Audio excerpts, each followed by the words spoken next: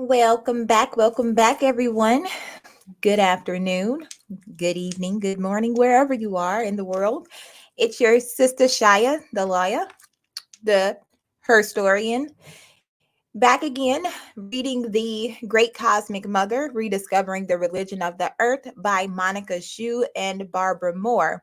We are currently on the chapter The Machine. Don't forget to like, share, and subscribe. Let me go ahead and share my screen and we'll get started.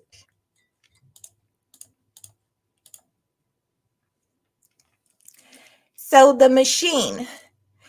Three connected phenomena are happening all around us in the very modern world of the 1980s. They are one, the rise to power of fundamentalist sects, Christian, Judaic, Islamic, Hindu, Buddhist, Confucian, and their collusion with business and military dominated governments in directing theological and political attacks at women's rights, in particular, women's right to control our reproductive capacities, the growth and global distribution of reproductive technologies, everything from birth control pills, IUDs, and coercive sterilization programs dumped on third world women to the expansive and complex Western technologies of making sterile women pregnant through the transplantation of unfertilized eggs and embryos from the ovaries and wombs of egg mothers to the wombs of host mothers, and the correlative genetic engineering of embryos to make babies to order. And three, the spread of American corporate structures and advanced production technologies into global factories where virtually trapped workers, over 80% of them women, work and often live behind the barbed wire walls of free trade zones at subsistence level wages, controlled in both work and private life by a corporation government collusion that forbids them union organization or political protest, and often extends to the economic control of their reproductive lives. Multinational corporations give preferential employment to single women without children and with no plans to have children. In India's textile industry, employers prefer women who've been sterilized through the government's population control program, and in the Bataan export processing zone in the Philippines, the Mattel company offers prizes to women workers making toys and Barbie dolls who undergo sterilization.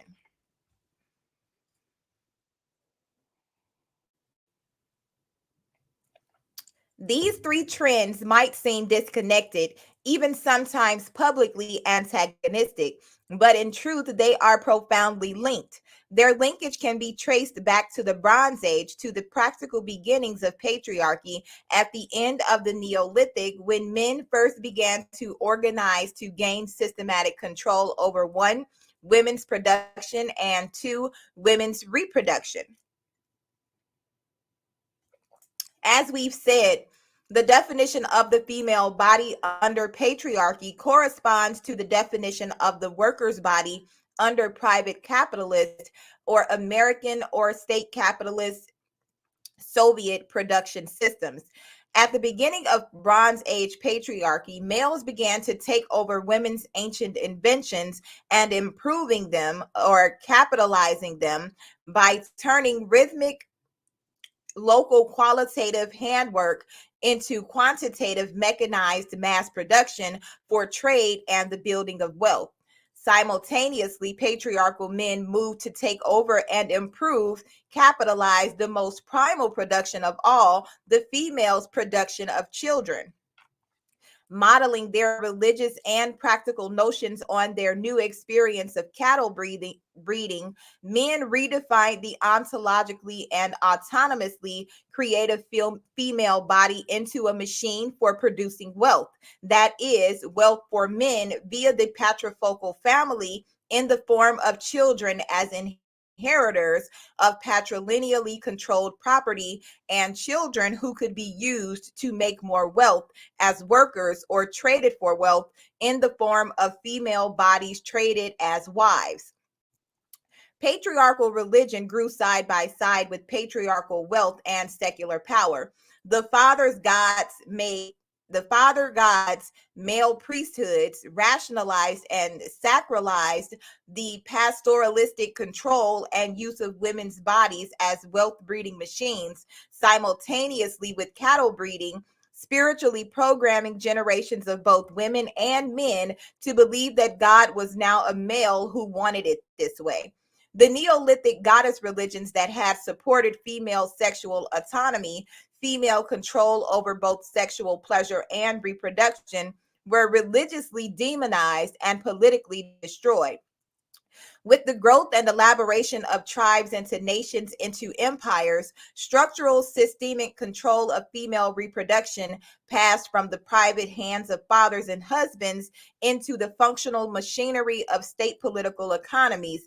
Male rulers attempted at least to regulate populations according to state and business fluctuations, the need for increase or decrease in labor forces and armies, for more consumers of surplus or fewer consumers of famine, etc.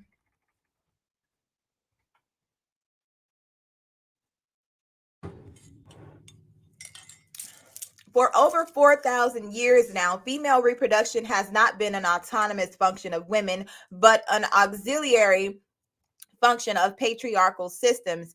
And for the same time period, worker production has functioned as a part of the same patriarchal hierarchic wealth producing machinery. Both female reproduction and worker production being rationalized and reified by God or religious dogmas of priesthoods and theologians as subsidiary and inferior functions of that wealth producing system. They are subsidiary and inferior functions in the sense that they are the disempowered many controlled by the system to the benefit of the empowered few. As far as wealth production or actual value goes, females and workers are, of course, not subsidiary or inferior in any way, but primary producers of all wealth.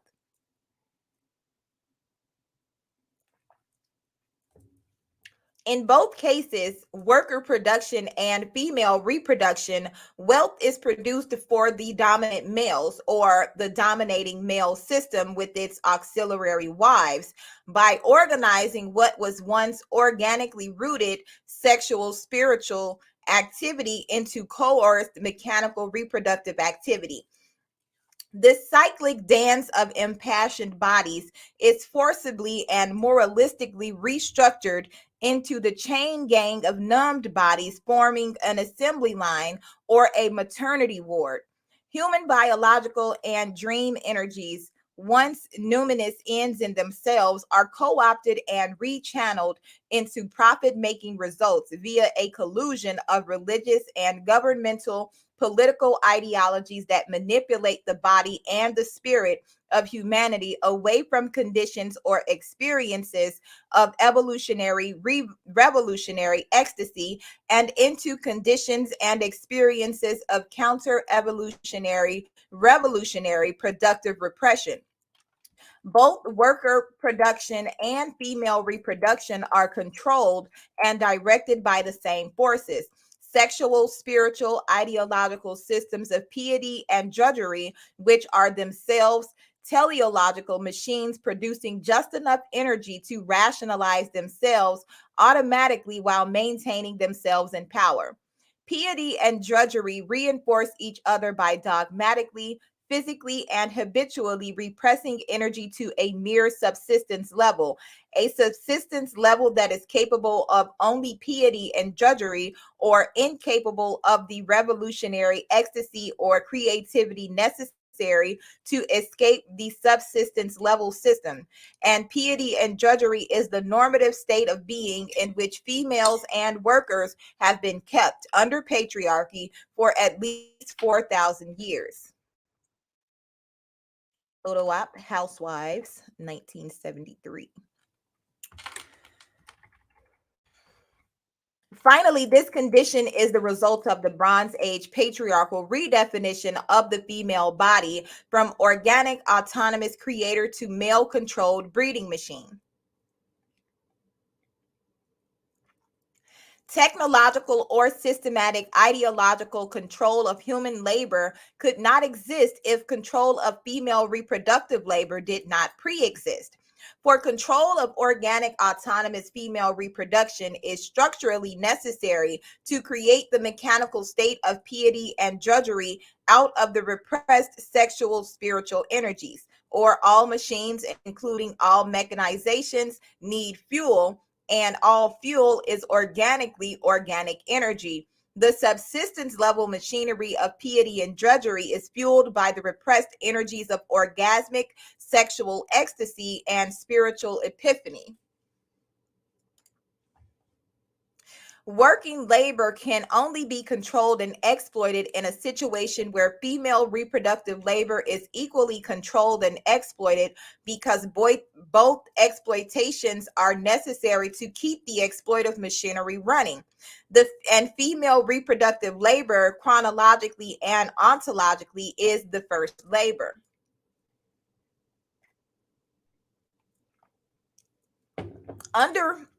Under world capitalizing patriarchy, the uterus is a factory, and the factory is a uterus.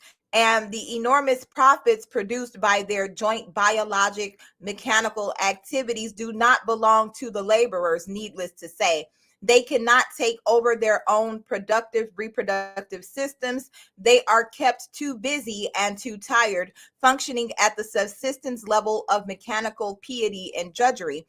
In terms of evolutionary biology and of yoga, one could say that large masses of people are being forcibly retained and maintained at the level of the reptile brain, the brain of ritualized repetition and benumbed violence. Kundalini is not allowed by primarily moral restrictions to rise up and illuminate this situation. Indeed, the reptile brain is kept strangely hypnotized from the outside by mass-produced dreams and commercial hallucinations of transcendence. The luminosity is on the entertainment screen while the evolutionary brain sits in darkness.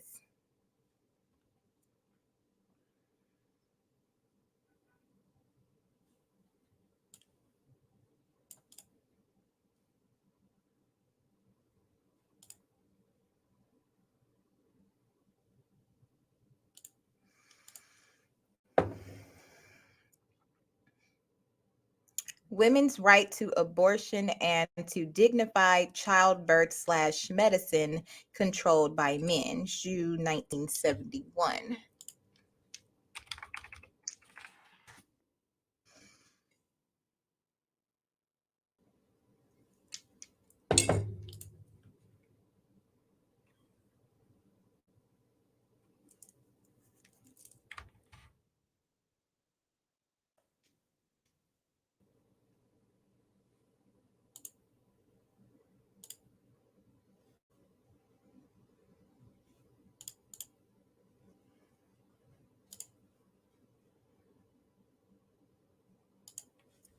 Okay. What does all this mean in relation to today's world and the three interlinked phenomena previously mentioned? First, everywhere in the world, governments are trying desperately to control and channel their populations to meet the economic pressures being put on them by the spread of global corporate developmental enterprise, especially the strain of domestic economies being deformed and de-energized by the enormous drain of military budgets. Pages of statistics exist to illustrate this phenomenon, but what it really means is billions of female wombs and ovaries being directly manipulated by their governments, and rarely in the interest of the women involved. Government heads are seeking to increase or decrease populations in the interest of their own political careers and or to meet the demands of global corporate investors. As we've seen, a corporation like Mattel colludes with the Philippine government to promote sterilization among Filipino women workers. This ensures what corporations consider to be a more malleable and less demanding labor force in the free trade zone, and also puts numerical brakes on an increasingly revolutionary Filipino population. In Sri Lanka, Ceylon, the government also wants to reduce its population, especially of poor Tamil laborers agitating for civil and economic rights. Forced sterilization occurs among female workers on the vast tea plantations. In Malaysia, on the other hand, the Prime Minister Mahathir Mohamad wants to increase his country's population to fill a labor shortage of native workers. He aims to swell Malaysia's population from 15 million to 70 million. And to do this, his government has launched an all-out program of maternity promotion, including repression of feminist groups working for women's reproductive rights. In all cases, whether the plan is to increase or decrease populations, the governmental political control of women's reproduction is directly related to the control of the labor force, in particular, since women workers compose at least 80% of the light assembly workforce in the global free trade zones. Multinational corporations preferentially employ women workers because, with the collusion of the host government, they can pay women lower wages and be also assured a docile population of workers conditioned by generations of religious social customs to obey males in authority and to engage in long hours of boring, repetitive work without complaint. Women workers trained to piety and drudgery. On a global scale, therefore, it is no longer possible to speak of a labor force separate from women workers. And by the same token, it is no longer possible to analyze the management of labor production separately from the management of female reproduction. They are fast becoming one and the same. To control female reproduction and women's rights globally, it is necessary to control the rights of labor populations globally and vice versa. And the free trade zones are the spearheads or experimental models of this total global control, with repressions of unions and political activity, along with the forced or coerced sterilization of women workers already built into their structures, as Anna Fuentes and Barbara Ehrenreich point out in Women in the Global Factory. Photo, Women Have Only Their Chains to Lose, 1971. Crudely put, the relationship between many third world governments and multinational corporations is like that of a pimp and his customers. The governments advertise their women, sell them, and keep them in line for the multinational Johns, so to speak. They do this with the help of funding received from the World Bank, the International Monetary Fund, and the United Nations Industrial Development Organization, which approve and bankroll this global arrangement.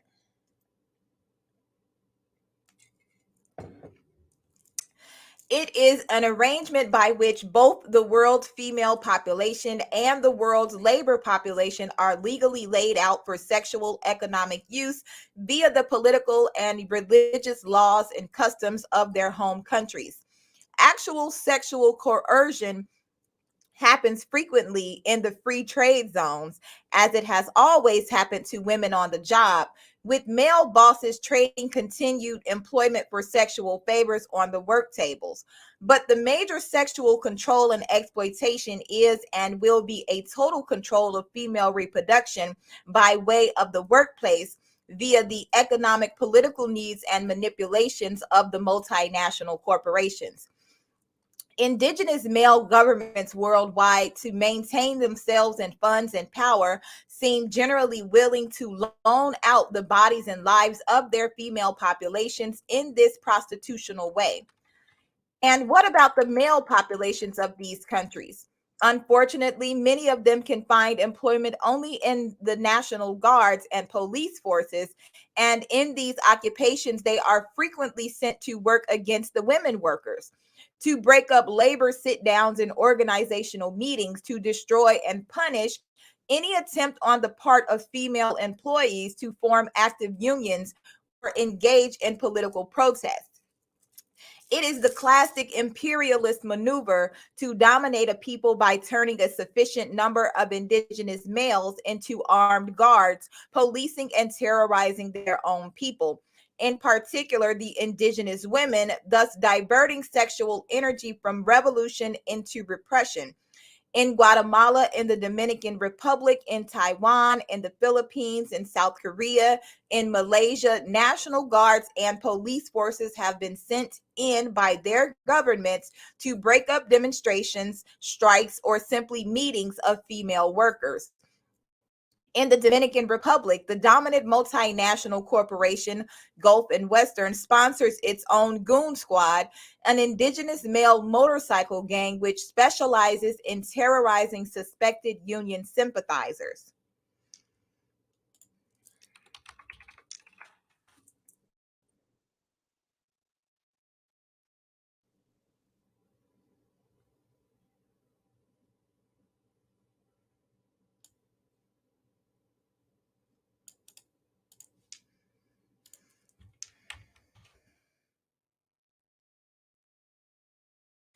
In Incheon, South Korea, women at the Dongtu Textile Company, a producer of fabrics and yarn for export to the U.S., had succeeded in gaining leadership in their union local in 1972. In 1978, the government-controlled male-dominated Federation of Korean Trade Unions sent special action squads to destroy the women's union. Armed with steel bars and buckets of human excrement, the goons broke into the union office, smashed the office equipment, and smeared the excrement over the women's bodies and in their ears, eyes, and mouths. Disgusting. Classic labor organization strategy, long dominated by males, has been reluctant to consider the political importance of working women's issues and has been contemptuous of the theory put forth by some socialist and Marxist women that female productive and reproductive labor is the primary producer of wealth and must be so structured into any effective labor theory and practice. Classic revolutionary strategy, long dominated by males, has been equally reluctant to consider the political primacy of female issues and equally contemptuous of the idea that a revolution should be mounted on the issue of women's oppression and liberation. With the spread of the global factory and the consequent merger of women's reproductive issues with female workers' issues among a planetary, multinationally controlled workforce of primarily exploited women, these classic labor, left, and revolutionary political male attitudes and positions have got to change. In the present situation, if males do not join with women workers to fight for female reproductive autonomy along with workers' rights, then males have no other place to go except to join the National Guards, the SWAT teams, the goon squads gearing up everywhere to help colonize and exploit their own country women as slave workers and breeding machines. These are the only two options left for political men, or in a totally politicized world, for all men. So long as governments can control female reproduction in any way, the workforce can be equally controlled. Vice versa, it will be possible for governments and global corporations to fully control populations of workers so long as they are able to control populations of females as breeding machines or non-breeding machines. No one can be free unless females are free to control our own sex and our own reproduction. If we don't control our own bodies, they are controlled by the boss, and that keeps the boss in power forever. Some slaves can dominate and exploit the slavery of others, the classic imperialist situation, but no one will have a chance to be ontologically free. This is no longer the logic of feminism alone.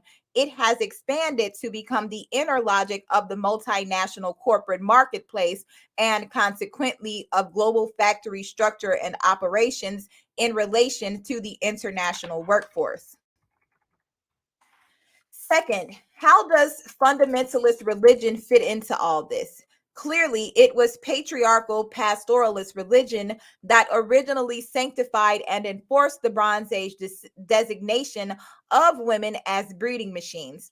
As cattle, yes, but cattle for the greater glory of God.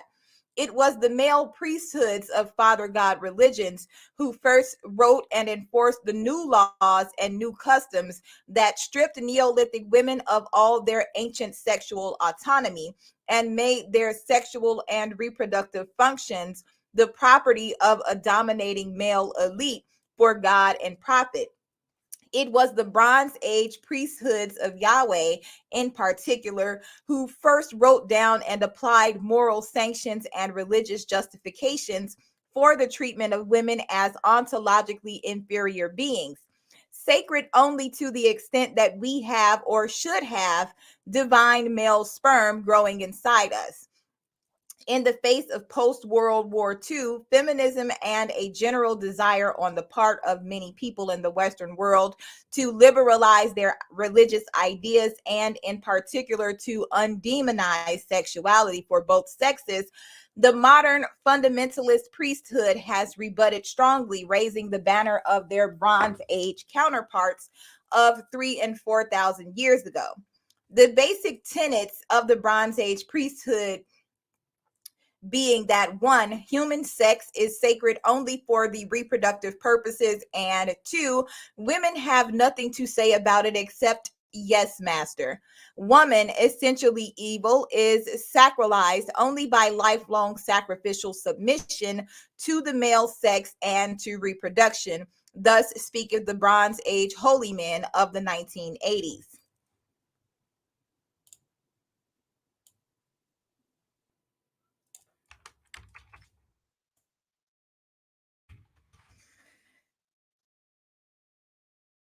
When Curtis Anton Beseda was arrested for firebombing a feminist health center and abortion clinic in Everett, Washington in 1984, he confessed to police, "I did it for the glory of God."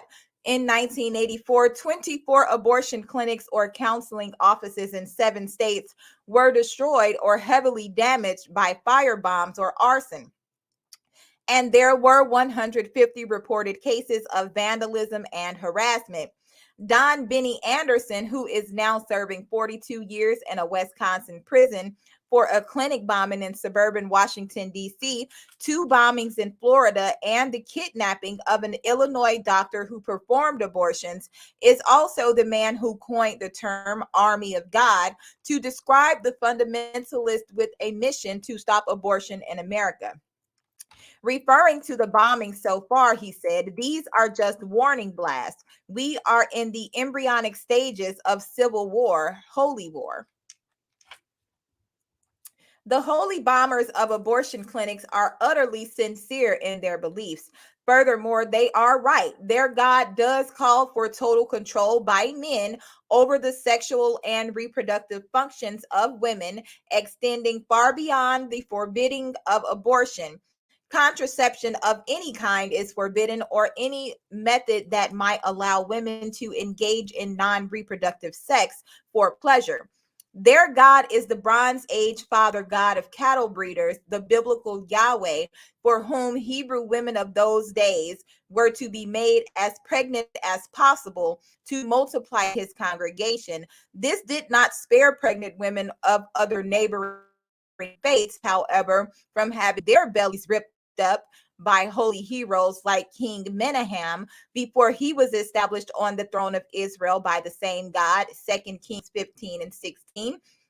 The Old Testament Yahweh was concerned with the fertility of the Hebrew tribes, while simultaneously he did not hesitate to command and sanctify the slaughter of other people's tribes, including other people's children, suckling infants, and fetuses, or pregnancy and population control, even in the Bible, were highly political. Be that as it may, the fundamentalist Protestant and Catholic anti-abortionists are following the ways and dictates of their God. The rudimentary question remains, is their God the God? The feminist joke is, if men could get pregnant, abortion would be a sacrament.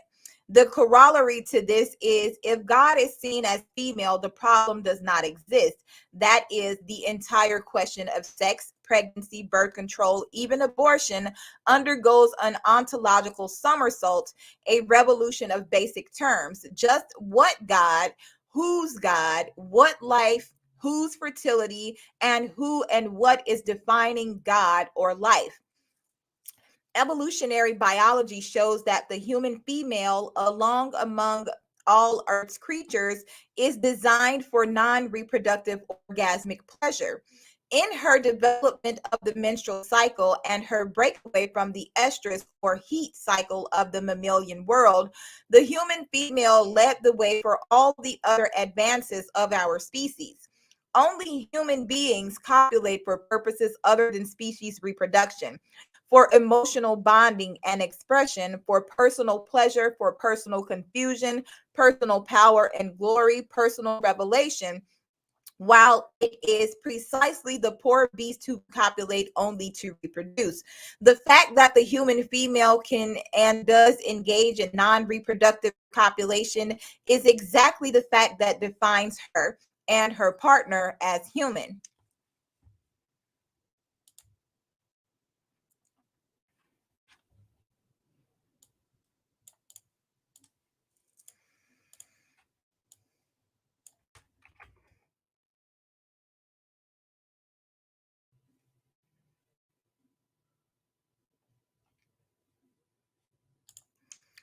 How could the fundamentalist fatherhood get it so wrong when they tell us on the Bible's pages or church pulpits that human sex is sacred only if it tries to make babies, and that otherwise the act reduces us to level of beasts?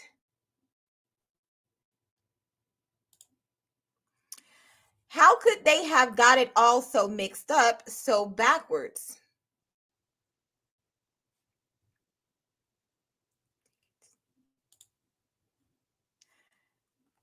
When the preachers of all time denounced Eve and through her all women for our innately lasciviousness and devilish sexuality, how is it that they make the horrible mistake of confusing what demonizes us with what humanizes us? The answer is one, because the Bronze Age priesthoods were members of pastoral tribes, and their new patriarchal ideas of God and of human intercourse derived from cattle breeding. And two, because female sexual autonomy represented the ancient Neolithic goddess religion, which these priesthoods had set out to demonize and destroy. The biblical God was indeed a jealous God, and it was precisely the goddess, women, and human pleasure that he was so jealous of. And it was precisely because he and his priesthood set themselves against sexual pleasure that his own people kept backsliding. The father gods and son gods who emerged triumphant through force of arms and fanaticism from the Bronze Age were concerned not with human pleasure, nor with human evolution, nor human transcendence. They and their ruling priesthoods were concerned with power and with control. And the way to control human beings the way to gain power over human biological energy and the energies of the human psyche, is to dominate and control the sexual and reproductive functions of women.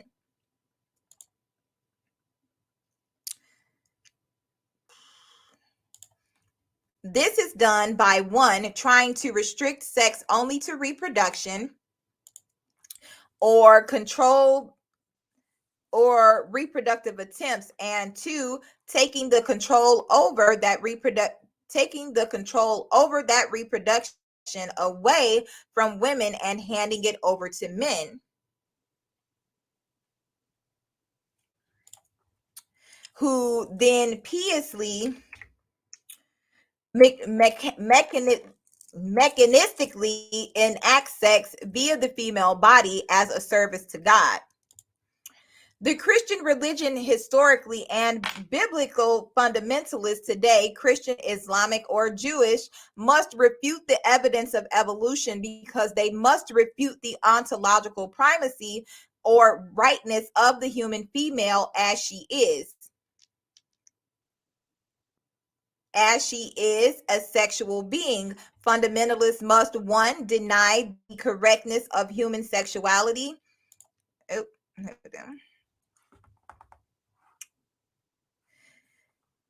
yes. Fundamentalists must, one, deny evolution, insisting instead that human beings came fully formed from the hands of Yahweh, because two, they must deny the correctness of human sexuality the way it is. Instead, they must insist it results from the fall through the sin of Eve.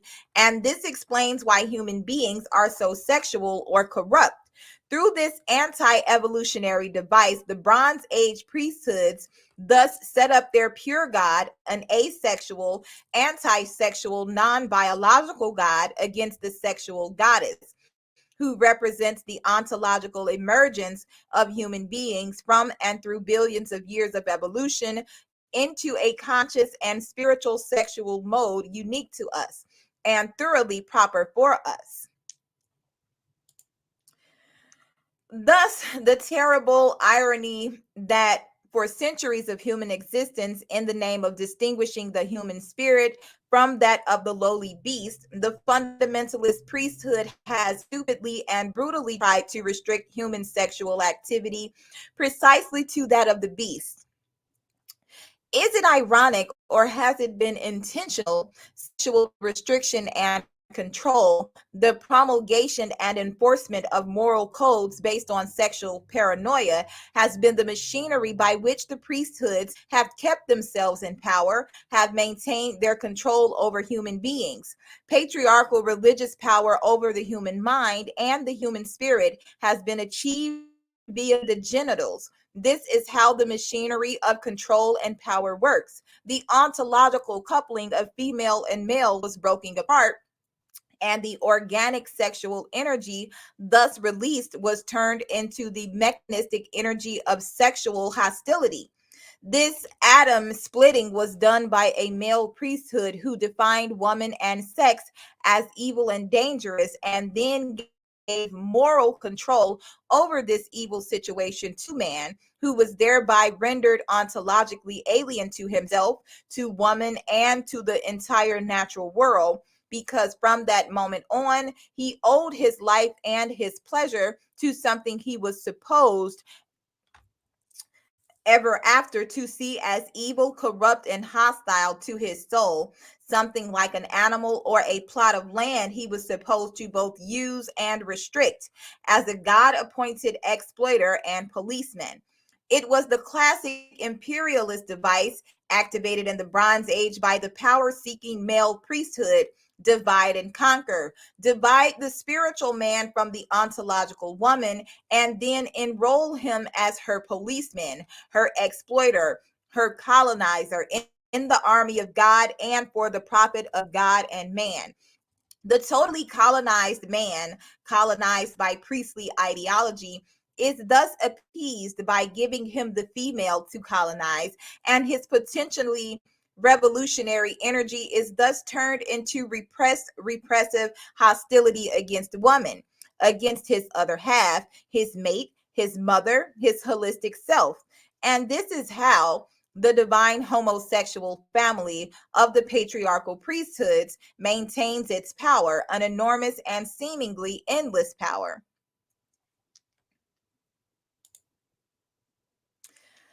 The wreckage it has produced is all around us today, the results of generations of male hostility to the female, still manipulated and orchestrated by the holy men of all patriarchal systems: reproduction oriented sex, prohibition of birth control, the demonization of female sexual pleasure and autonomy, the inculcation of lifelong guilt and perpetual fear surrounding the fact of sex itself.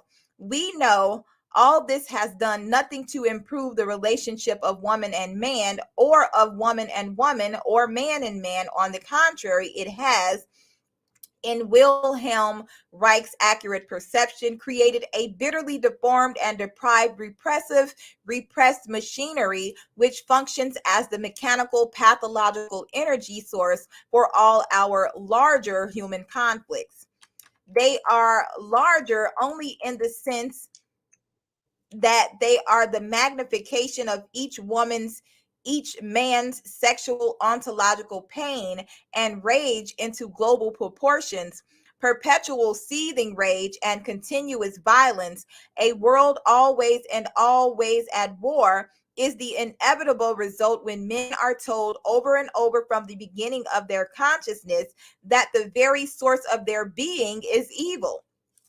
This is certainly a source of so much male aggression, while women must be the evil, embody it within, and this is certainly a source of much female depression.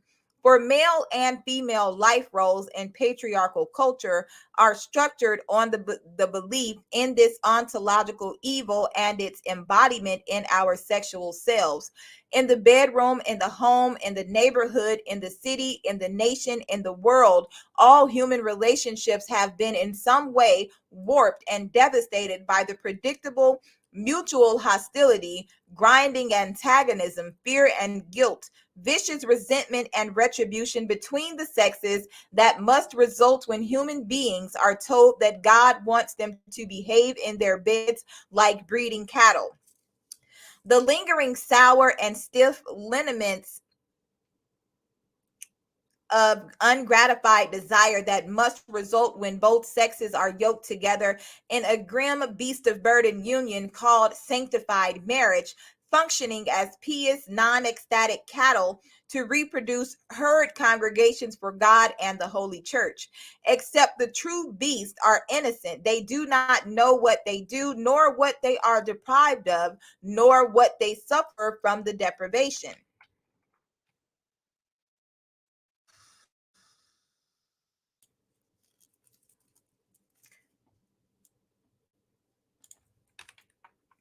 Equally inevitable in such a world are periodic eruptions into what Pope John Paul II calls our present day hedonism, a sexual compulsiveness that occurs also automatically in reaction to the anti-sexual compulsiveness so characteristic of patriarchal culture. The Vatican sees the rise in abortion or in women's demands for abortion as a sign of Western hedonism and material self indulgence, a wallowing in fleshly existence, and a forgetting of the spirit.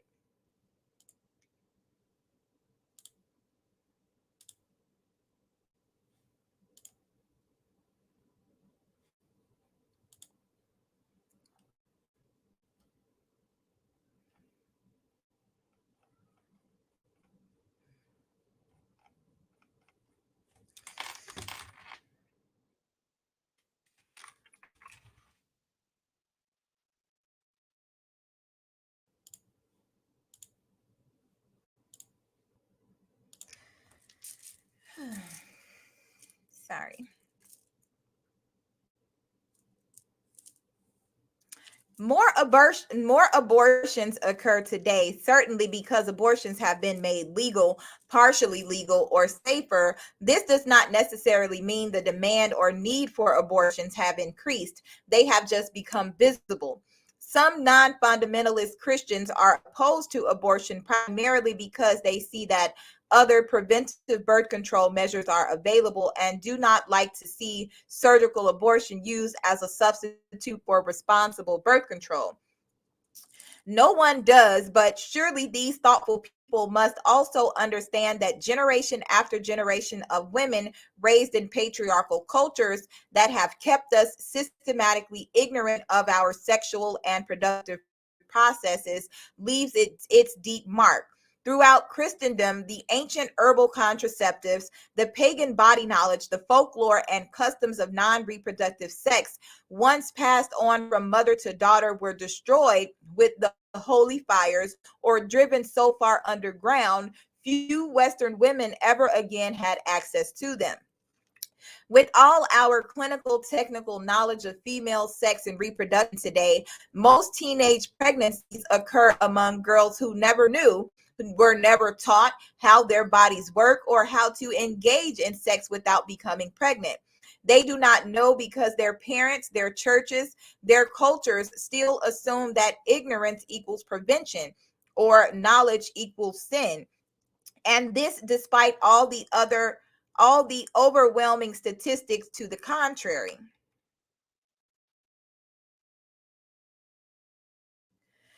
But the Vatican's position and the fundamentalist patriarchal position generally is opposed to all birth control, to preventive mechanical and chemical contraception as well as abortion. In this opposition, the Catholic Church and the fundamentalist sects revealed their desire to control humanity sexually, human sexuality by dogmatically limiting its occurrence to potentially reproductive acts only. Anything else is sin, not dominated by fear, guilt, or the actual consequence of pregnancy. His continued insistence that non-reproductive sex is hedonistic and that legal abortion or contraception of any kind will only encourage and increase this hedonism. The Pope is repeating the celibate clergy's long indulged myopic illusion that only single women need abortion or birth control, or that the demand for contraception and abortion is being made only by a lot of loose, lascivious single women seeking to enjoy sex outside of marriage. Is it myopic illusion or an intentional distortion? Surely the priesthood must know something of the 1,000-year history of married women within its own church. Surely the Vatican must know that throughout Christian, including Catholic history, women have always had abortions or have tried every bizarre means thinkable to prevent pregnancies or end them. But of course, they frequently risk death in doing so, or the contraception or abortion failed and they died in childbirth, or they survived childbirth and watched their children starve to death, or they saw their children grow to youth and then die as cannon fodder or rape victims or breeders for the ruling and collusive church state wars, or they died altogether of mass plagues exacerbated by the church's prohibitions on basic hygienic knowledge and witch medicine. Or surely the church knows the common history of enormous numbers of women forced to live as breed cows under the pious folds of its male skirts, or how to avoid pregnancy at all costs they refused sex and were beaten into submission or death by their husbands with the church's blessing.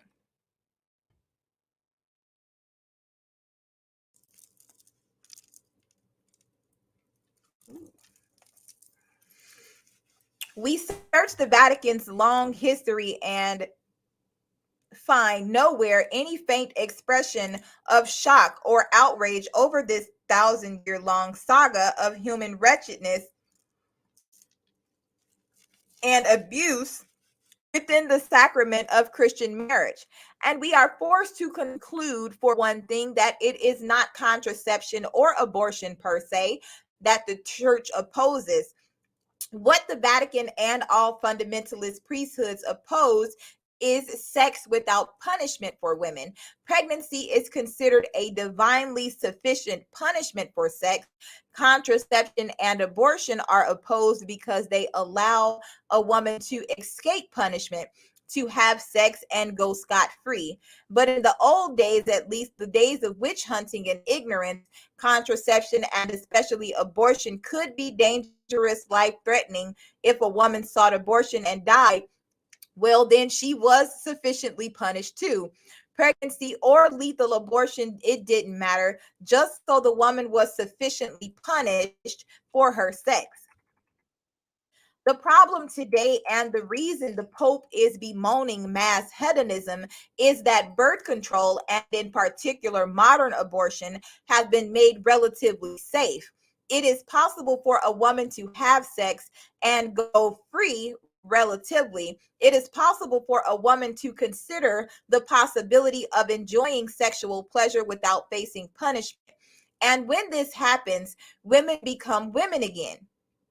Men might even become men again. We might all become our whole selves. And lo, the patriarchal priesthood faces loss of employment, loss of control. For its hierarchic power over sexual humanity has always been in inverse proportion to the powerlessness of women and men over our own sexual lives. This is to say that there is no other choice. Either we live with sexual autonomy or we live under sexual fascism.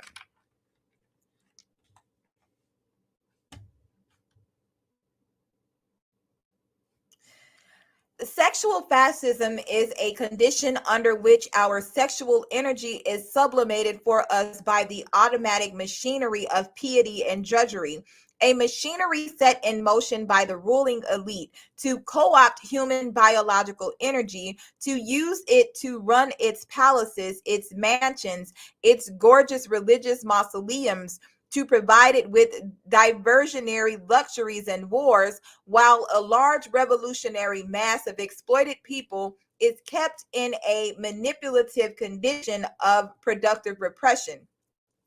The machinery of sexual fascism has been running the world for 3 or 4,000 years, and for just as long, the patriarchal priesthoods have been oiling and blessing its terrible gears. They turn at their most hideous under the love beds of every woman and man on earth. Until female sexual autonomy is achieved, they will continue to turn even in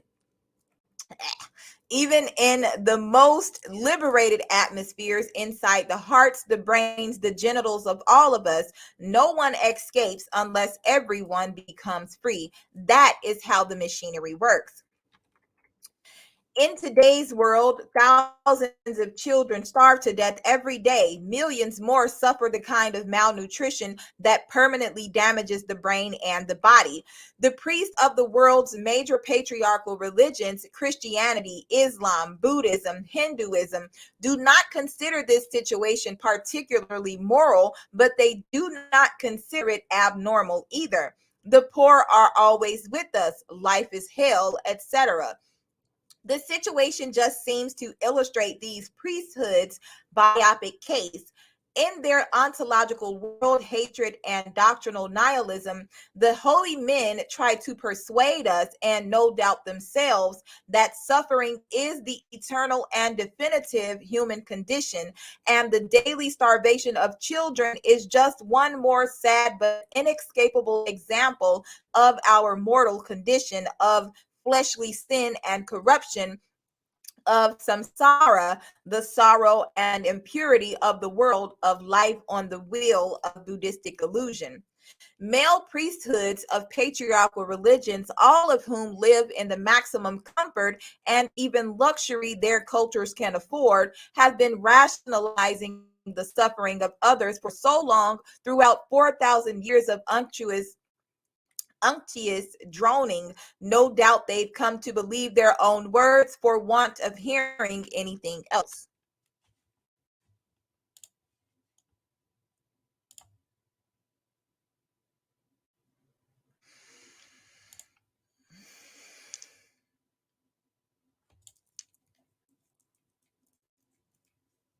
One million infants die each year of starvation and malnutrition. In India, this is considered life by the Hindu holy men, who preach that all of life is just illusion anyway. But if this year 1 million holy men died of starvation in India, you may be sure we would hear something about it beyond the usual samsaric drone. 1 million starved babies a year does not make headlines. 1 million starved holy men probably would. But of course, eternal suffering is not the lot of the world's holy men, and never or rarely has been. Eternal suffering is rather their property, their thing, their device, as it were, which allows them to retain employment as representatives of an all-powerful male God who just doesn't somehow seem able to help solve any of these problems. The priests blame the problems on life, on humanity. They thus handedly explain all this injustice and imbalance while maintaining themselves in comfort as their beneficiaries. As holy men for whom life's eternal suffering is a profitable possession, they don't like blasphemous interference or challenge, especially from women. In the world of patriarchal piety, the only women who are rewarded or loved or sainted are women like Mother Teresa, who succor the problem. Women who move to solve the problem are hated and cursed or worse. For example, in 1984, Kuwaiti feminist Dr. Noura Al-Falah, a sociologist at Kuwait University, was fired from her job and imprisoned for the crime of lecturing on women under patriarchal religion. She analyzed and encouraged her students to analyze the positions of women in Islam, Judaism, Christianity, and Greek philosophy.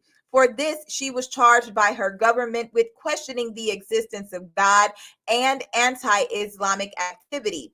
This is one of those governments beloved by the fundamentalists in which God is at the center. Dr. Al-Falah is now awaiting execution for her crimes.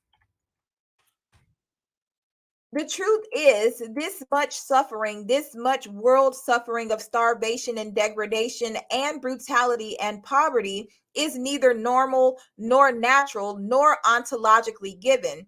No normal living human female in a normal life situation keeps having children year after year just to watch half of them die before the age of 12.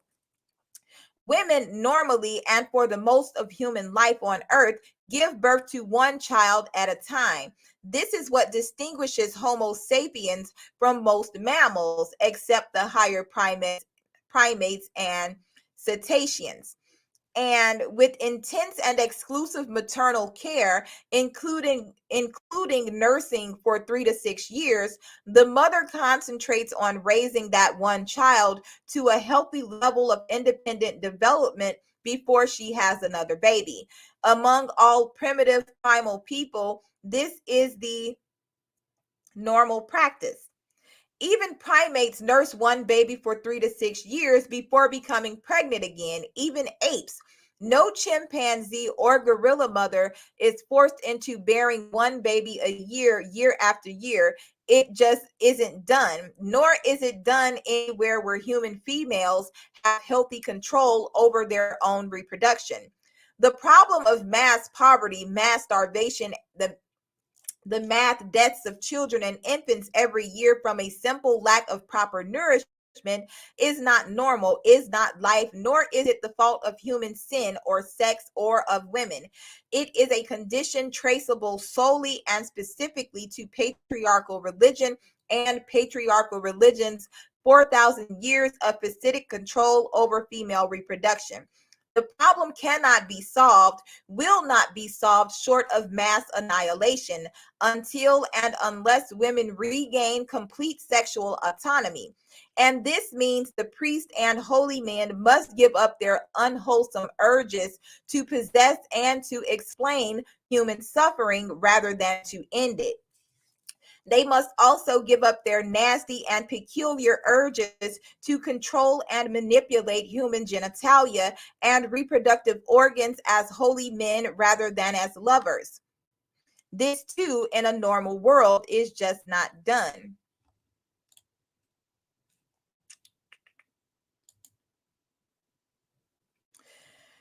The anti-abortion movement in America calls itself pro-life. In fact, it is pro-fetus, period.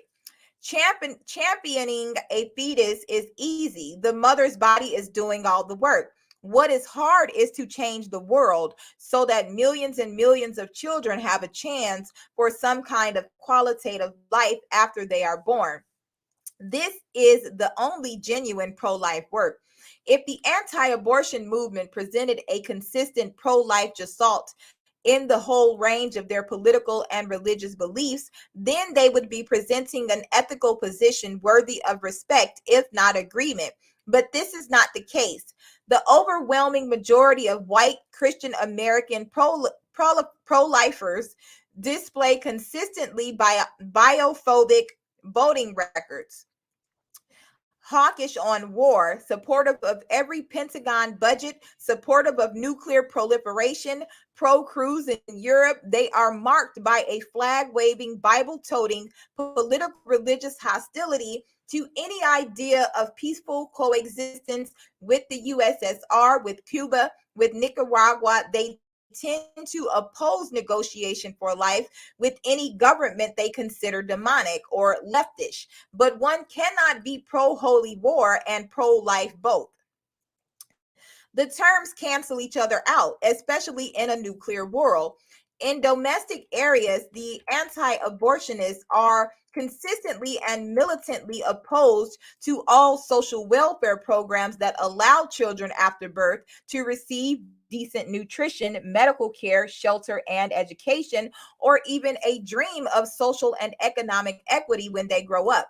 Most anti-abortionists, led by Ronald Reagan, are even on record in opposition to programs like WIC, which try to provide minimal nutritional and medical care for poor pregnant women.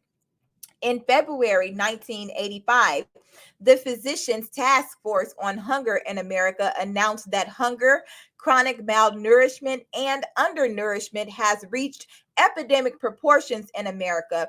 But the most visible abortionists aligned themselves on the side of a president, an administration, and a mindset that has publicly stated that allegations of rampant hunger simply cannot be documented, and which has pointed to the existence of very tall Black basketball players and fat welfare mothers, women who live on cheap starch and lard, as evidence that no one is badly fed in America.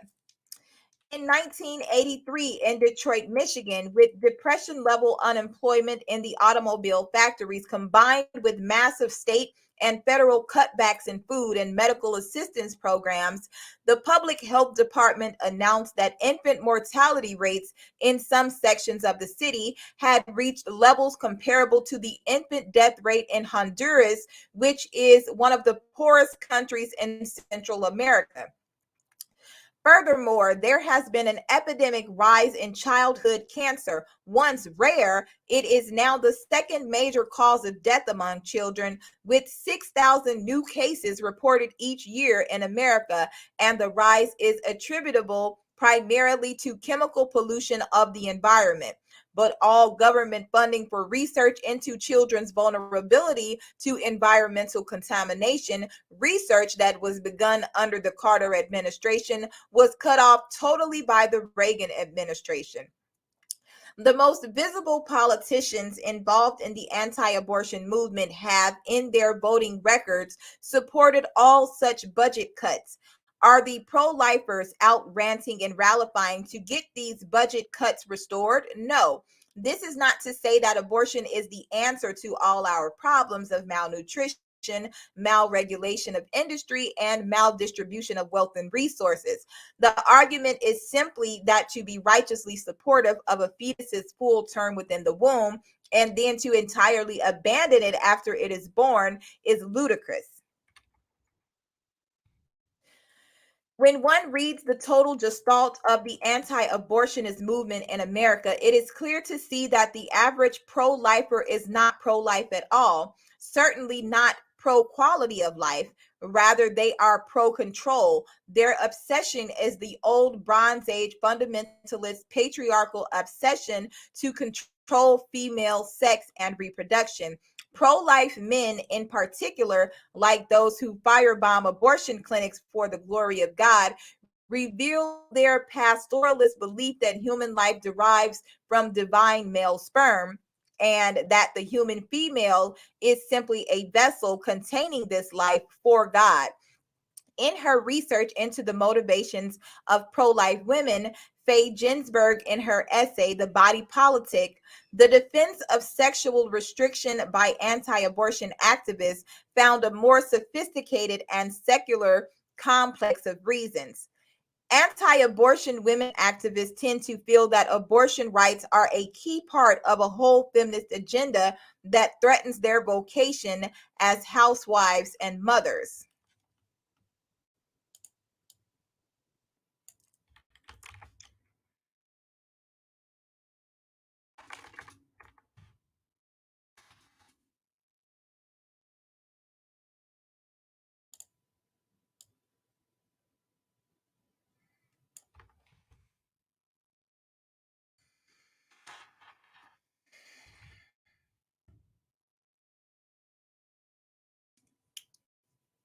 In a patriarchal culture that gives women few chances for employment in interesting careers or just well paid jobs, the vocation of white middle class housewife is definitely an attractive occupation.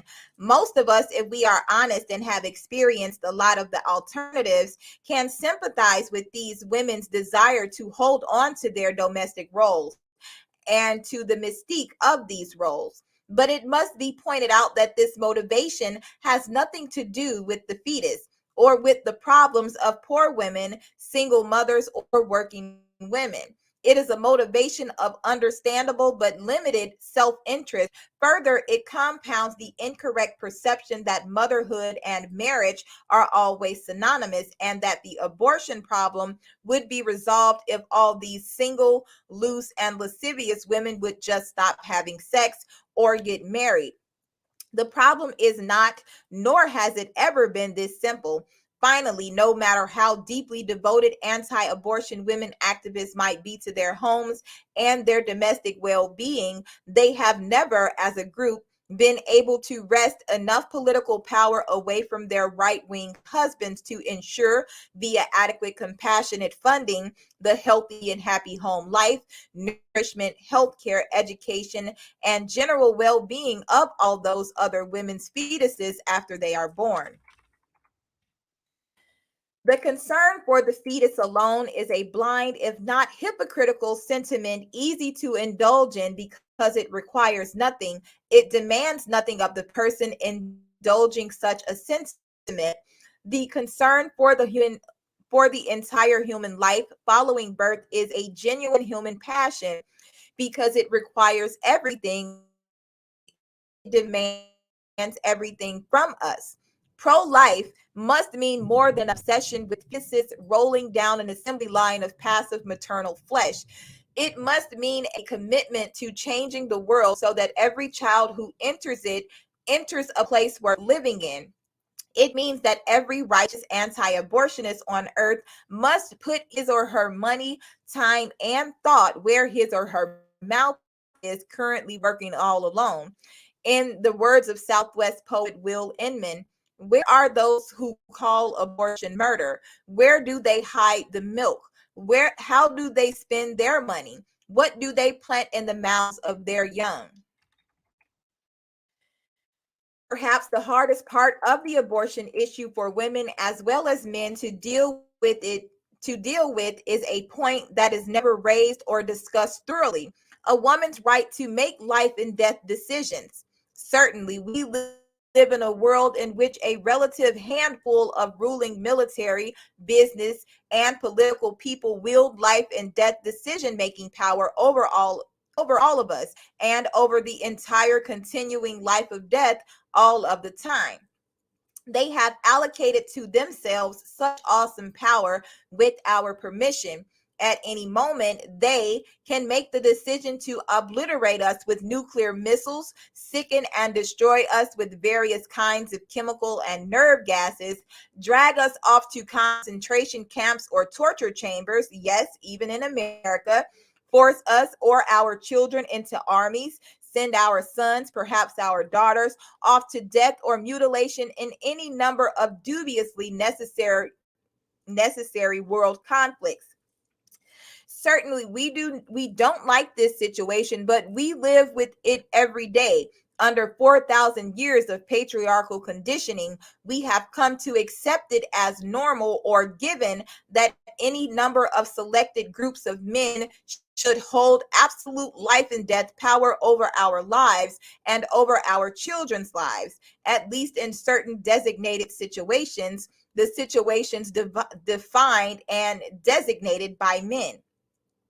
We have also given power to a larger number of people than we care to think about to make decisions affecting the issues of diminished life and slow death for many, many people, including ourselves. These are issues of environmental pollution, industrial safety, chemicals in our foods, the whole universe of imperfectly tested medicines and drugs. At this moment, someone somewhere can be making a decision about putting something into the air, the water, the food chain, the school building, the automobile upholstery that somewhere down the line 20 years from now will kill us or kill a child or someone else we value and love. We all know such decisions are being made every day by decent and anonymous people. We prefer not to think about it, but this does not stop decisions from being made. For women, the issue of life and death decision making power in someone else's hands is even more quotidian.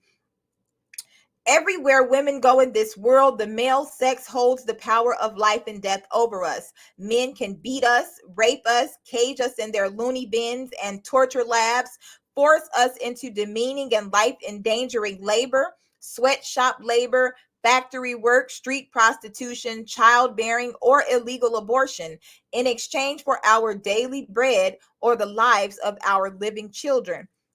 The life and death power of the male sex over the female sex has become such a substructure of every moment, act, and fact of our lives. It has come to seem normal to many people. Are men gods? No, but they have over 4 millennia of male domination allocated to themselves such godlike powers over us. Men rarely question their right to wield these powers. They believe it does come from God, their version of God.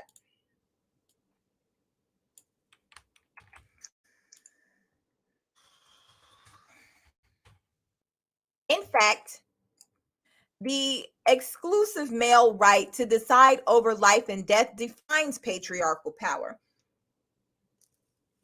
The army of God, anti-abortionist men who wave the Bibles in the faces of pregnant women going into clinics to have abortions, the fundamentalist men who talk so much about God's law in regard to female reproductive choice are the same men who would agree absolutely with the absolute power given to biblical patriarchs by God over the lives of their families. The kind of divinely mandated power that gave Hebrew fathers the right to stone their daughters to death if they were suspected of being non-virgins before marriage. The daughter's mother had no say in the matter. She just had to stand by and watch her daughter being stoned to death. For the great crime of having a non-intact hymen, perhaps a condition occurring, doctors tell us, in about 50% of the female population by mere accident.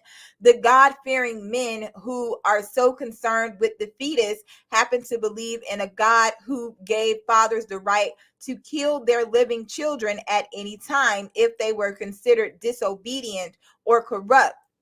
Is this the same God who forbids a woman to abort a fetus?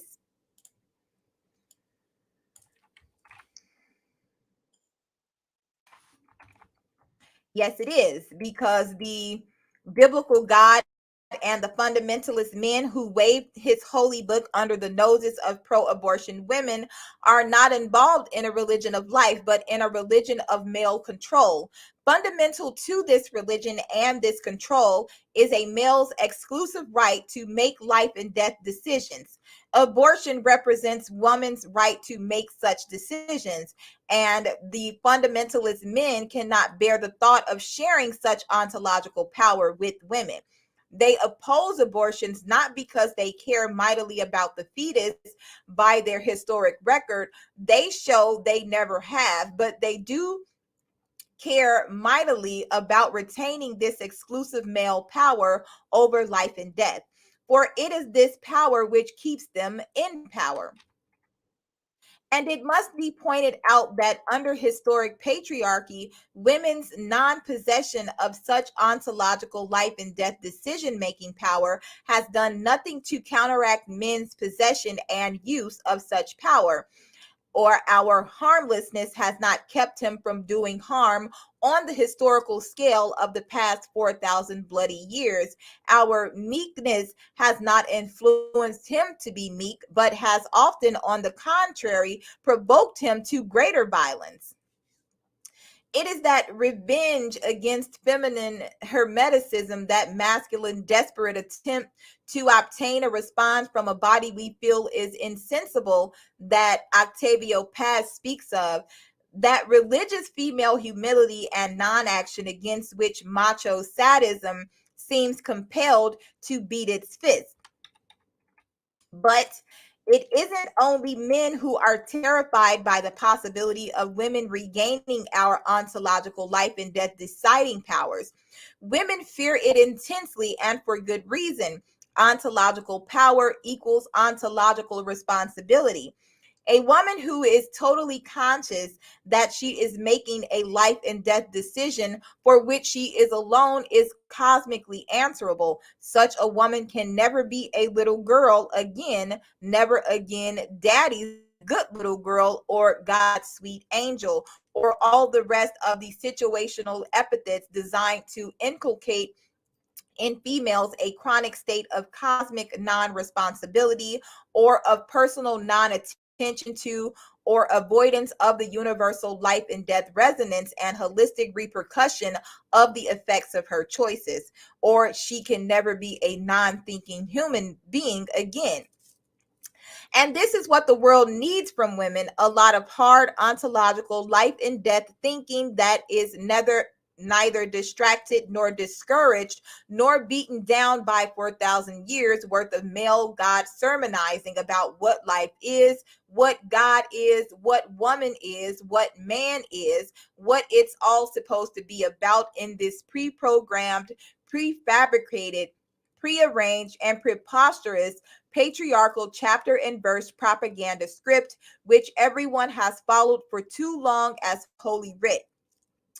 As Paul Virilio points out in Pure War, women have been patted on the head and patronizingly absolved of life and death thinking for generations. The big man, the father, the husband, the priest, the boss, the king, the president, the military leader takes heavy, bloody, scary life and death celebration out of our hands and says, "Here, darling, let me do that for you." And now, at last, the possible end that is of humanity, we see where this leads. If it is not to be too late for all of us, all women on a global scale have got to regain our ancient ontological power and intuitive skill for making life and death decisions. For they are always linked. Life and death are linked. To decide at the root about life, about what life is and could be, women must also know how to decide at the root about death, about what death is for, what death means to life. Millions of women worldwide thrown into life and death situations of warfare, torture, mass rape, political slavery, and all the rest. Millions of third world women and of minority women in the United States, also Black, Chicano, Native American, Asian, have grown up being forced to make and live with heavy ontological life and death decisions woman perceives as strength. It is strength, the often bitterly won authority of being utterly alone and responsible at the very root of things. Life and death always twinning around each other like poisonous snakes who are also lovers.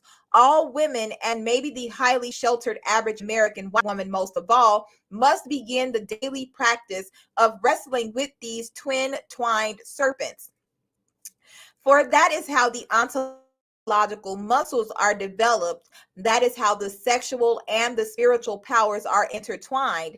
That is how females regain the evolutionary memory and habit of being cosmic women once again. That is how God re-becomes a female. As women cease being passive vessels of the divine male sperm, we ceasing the patriarchal priesthood's image of God.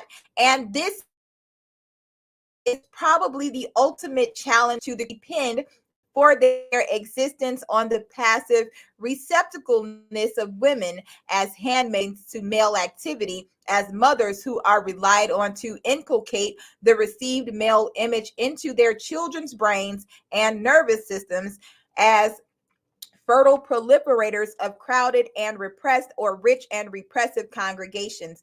This is the real challenge presented by feminist issues, including abortion rights, to the fundamentalist religions and to the liberal ones as well.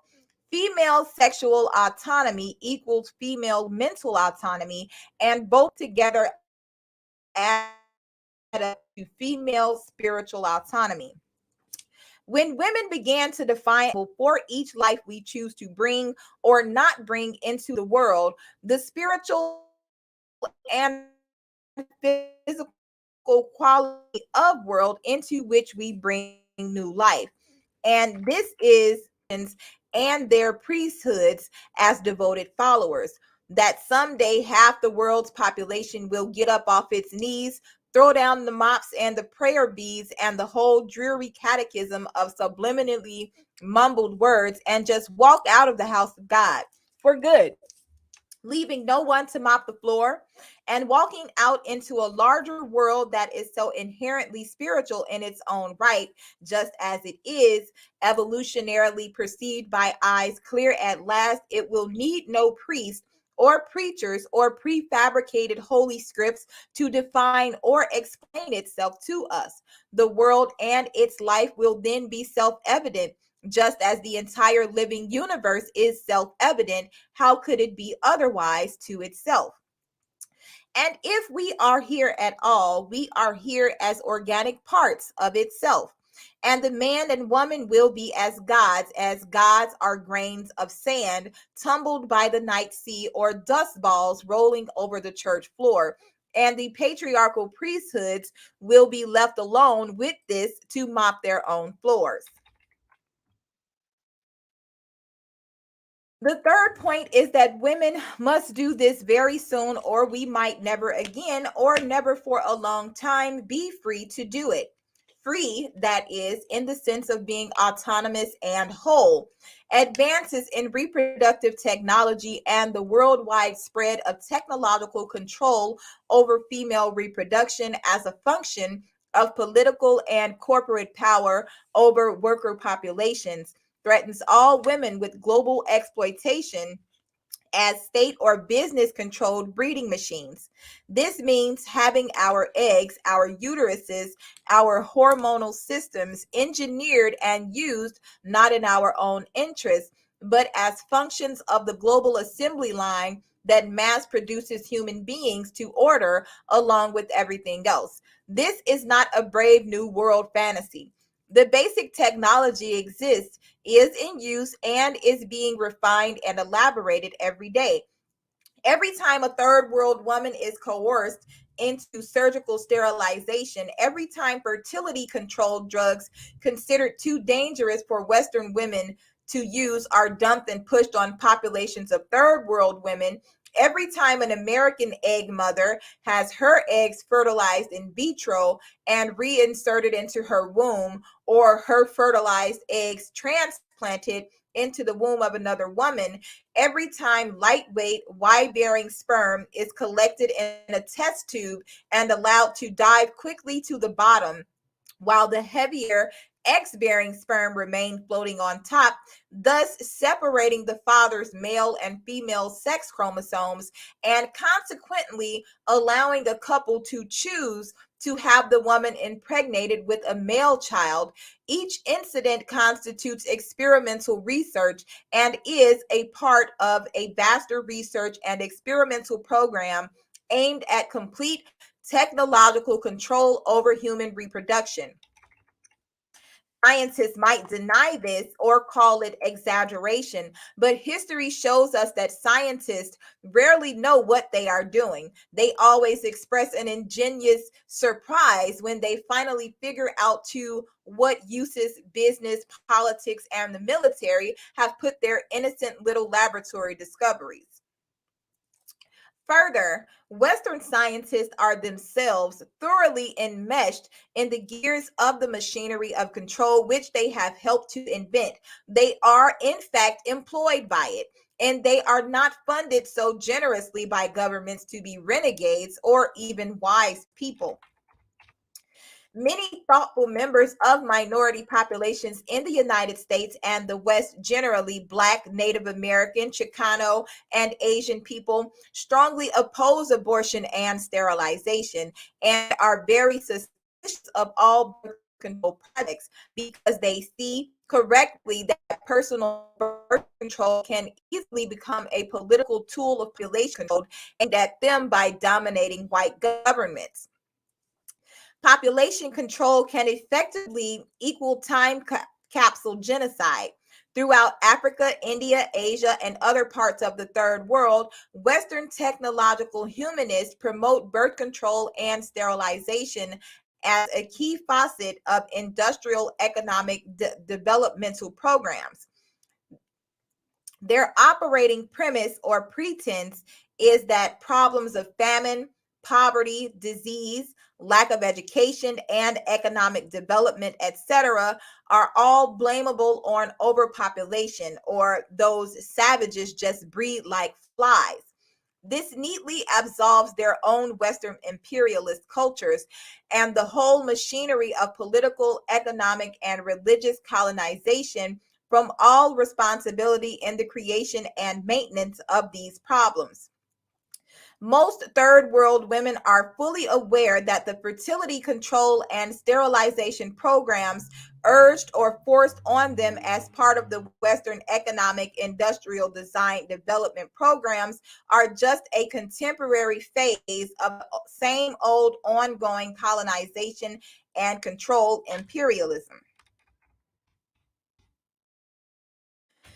It is the habit of Western white women to think of such problems as happening elsewhere, but with the spread of the global factory system and the consequent outsourcing of so many American jobs and industries to the low-wage countries of the third world, with the malignant overdevelopment of military economies at the expense of domestic economies, and the consequent non-development or de-development of Western societies to the point that Paul Virilio calls Indo-colonization, or Western nations will themselves become functional colonies of their own governmental business and military establishments now grown to politically uncontrollable global proportions, and with the necessity of conducting the most elaborate and refined productive technology and genetic engineering experiments, initially at least on relatively affluent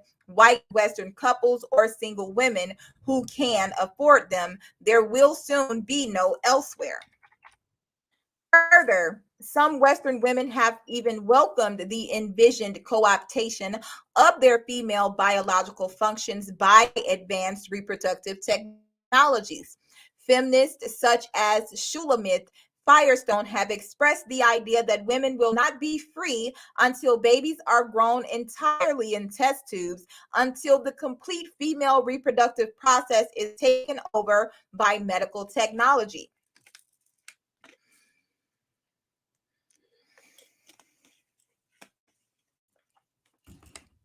This seems to echo Christ's dictum that females will be freed by becoming male.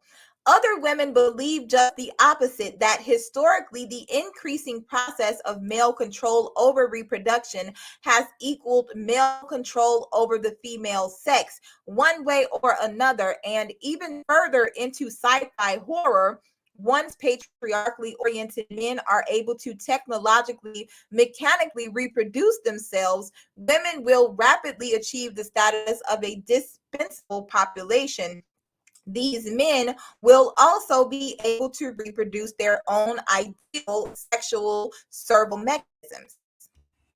Both sides of this debate get lurid because the situation calls for it. Do we become free by having machines and biotechnology take over all our physical functions? Is freedom a technological state? Or is it an ontological state achievable only when a biological, spiritual, conscious organism is able to experience autonomy of all its functions rather than substitution of its functions?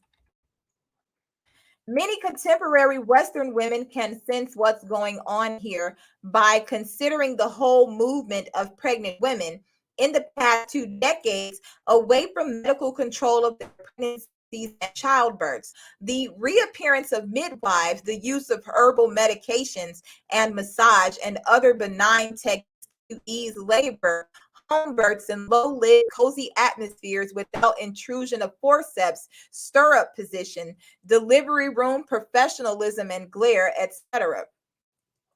Women have become women have become reacquainted with our own basic sexual bodies, and the experience has brought a sense of both calm and empowerment. We find that for the most part, our bodies know what they are doing and how to do it. Most of the time, we can trust them to perform pretty well, if not absolutely brilliantly. And when it comes to having babies, we now find that women are doing it rather than asking doctors to do it for us. Isn't it interesting that now, of all times, the business of reproductive technology blooms? Amniocentesis, genetic screening, counseling and engineering, fetal monitoring during labor, surrogate motherhood, and all the rest. All designed to get pregnancy and childbirth back into the hands of the experts, highly trained intellectuals surrounded by machinery. Designed originally perhaps for special cases and emergency situations, this very expensive reproductive technology will rapidly become normative just to pay for itself. And the day might very soon arrive when women who refuse to take advantage of such technologies will be considered not only backward, but bad mothers. With the mere existence of these technologies of reproductive engineering and control will come inevitably a social expectation that every child be born perfect. People who refuse the technologies and give birth to imperfect babies will be seen as morally, if not legally, guilty. And so, once more, pregnant women will be socially coerced into relying on the medical expertise of trained reproductive technologists, and will not be allowed by their societies, their mates, their own fears to trust or experience the wise organic autonomy of their own female bodies, which most of the time really do know what they are doing and how to do it. Another lurid twist of the umbilical noose looms on the horizon. It is wrapped in the American neoconservative economic theory called law and economics, developed mainly at the University of Chicago's law school under the aegis of Dr. Milton Friedman and Dr. George Stigler and their followers. Law and economics proposes that all legal questions, including rape, murder, adoption, abortion, child custody, can be reduced to the economic terms of the free enterprise market system. That is, all legal and moral questions can be economically quantified and decided by the law in terms of their monetary value or cost to a society. For example, as law and economics theorist and author Richard Posner, has argued if a law like the exclusionary rule, which forbids courts to accept evidence illegally obtained, is decided to impose too great a private and social cost on the government, then the exclusionary rule is not economically viable and should be thrown out of the legal system. Other law and economic theorists have critiqued antitrust, workers' compensation, and minimum wage laws on the same basis, arguing the cost to society of enforcing them outweighs their overall benefit. In other words, law and economics reduces legality to the market, and in so doing reduces what we think of as personal and social morality to the dollar as well. Richard Posner, a graduate of the University of Chicago's Law School and currently a U.S. Appeals Court Justice, is also one of the major definers and exponents of law and economics theory. He has advocated, as an example of law and economics in action, full legalization of medical experimentation on people in prison, arguing that such experimentation is both morally and legally justifiable if it were shown persuasively that the social benefits of such experiments greatly exceeded the cost. In 1978, together with Elizabeth Land, Posner published an essay in the Journal of Legal Studies, which further elaborated his view of the extensibility of law and economics to our daily lives. The essay was called The Economics of the Baby Shortage. In it, Posner and Lands argued that the current child adoption system should be replaced by the free market system in which babies available for adoption would just be sold to the highest bidder. Describing the advantages of such a baby market, Posner and Lands wrote, the higher price for babies, the incidence of abortion, the reluctance to part with an illegitimate child, and even the incentive to use contraceptives would diminish because the cost of unwanted pregnancy would be lower, while the cost to the natural mother of retaining her illegitimate child would rise. Thus, the effect of legalizing the baby market would be not only to shift the marginal cost of baby production and sale downward, but to move the demand curve for adoptive children upward. In a regime of free baby production and sale, there might be efforts to breed children with a known set of characteristics that could be matched up with those desired by prospective adoptive parents.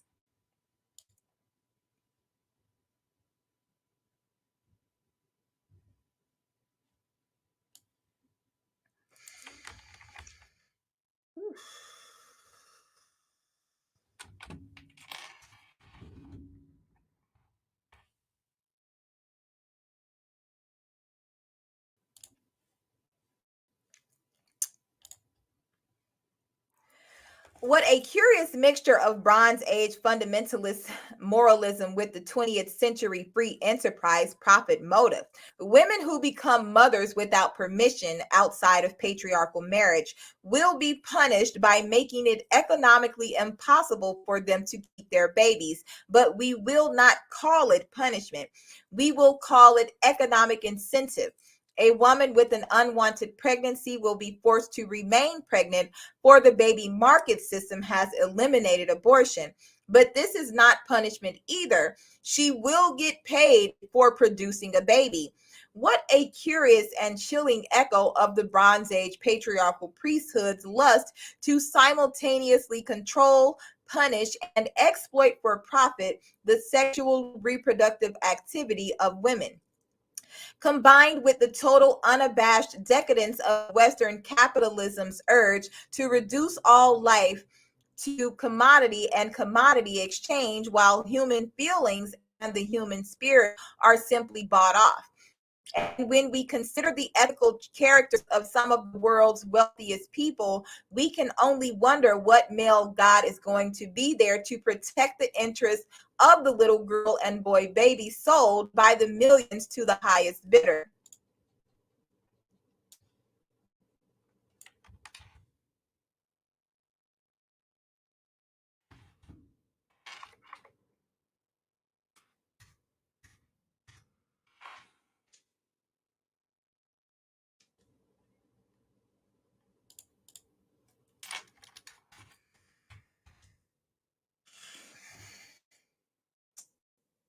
There is really not much more to say about law and economics or the economics of baby making, except that Richard Posner is one of President Ronald Reagan's favorite jurists and legal economic theorists.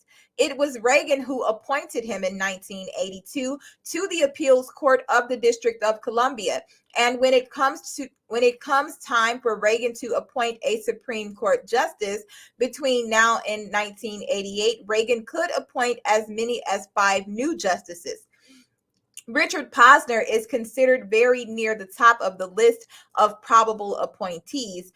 Posner is a young man, 46, and could serve on the Supreme Court a very long time.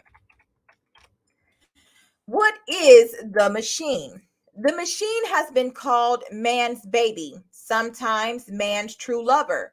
It is also patriarchal man's version of the world mother. The machine is man's transformation ritual, his magic uterus of mass production. The machine is a man-made system, device, or theology philosophy for converting world energy, animal, vegetable, mineral, into human wealth. Under 4,000 years of patriarchal religious economic systems, human wealth has meant the conversion of the energy of the many into the profit and power of the few. The primary mechanism of this energy conversion has been the control and exploitation of the female reproductive process, simultaneous with the repression and punishment of female sexual autonomy. Through the energy suppression and conversion mechanism of piety and drudgery, female sexual biological energy has been maintained and controlled in a chronic process of productive repression, and this machine model for controlling and using female sexual reproductive energy has also been applied to the control and exploitation of workers' productive labor.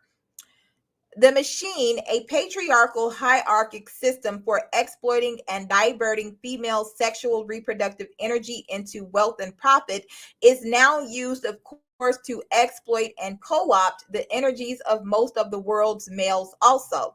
The machine converts kangaroos and whales into dog food, ancient forests into toothpicks, and the oily black blood and metallic veins of earth into nuclear missiles, beer cans, and smog.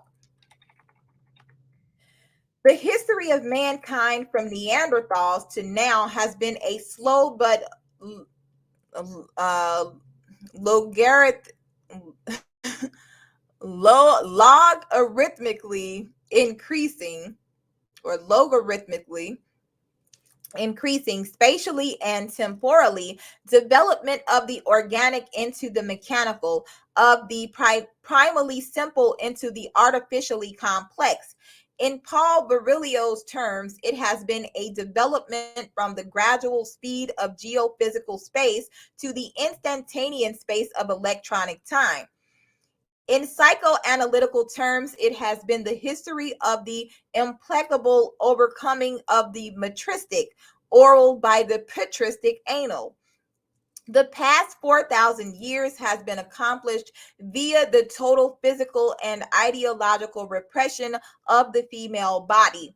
The next stage depends on the total physical and economic mechanization of the female body. The global assembly line turning out consumer junk and human consumers and human replacing robots will be the great machine mother of the world, with the eggs, uteruses, and hormone systems of living women attached to it one way or another in servo-mechanistic functions. The current rage for female bodies trussed up in chains, disciplined frames, and even rubber and metal garter belts turns some people on, specifically because it mechanizes female flesh. The media mechanizes female flesh by making it available directly to the brain via disembodied light technology. A good deal of contemporary pornography has to do not with the